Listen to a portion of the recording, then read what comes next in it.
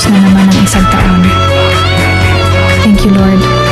Sa isang taon na na-overcome ko ang lahat na trials na binigay mo sa akin. Hindi man naging maayos ang buhay ko ngayong taon.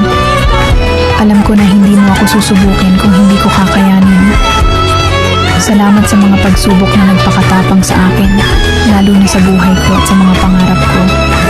Kung may mga hindi man ako na-achieve this year, pwede bang sa susunod na taon, bigyan mo ako ng pagkakataon na makamit ko ang mga ito. Salamat sa mga blessings na ibinigay mo sa akin this year. Sobrang pasasalamat at pagpahalaga ang aking puso. Learn lessons na ako sa mga pinagdaanan ko ngayong taon at handa na ako sa mga susunod pang hamon. Patuloy mong gabayan at bigyan ng lakas ang aking puso at siguradong gagawin ko ang lahat para sa mga pangarap ko.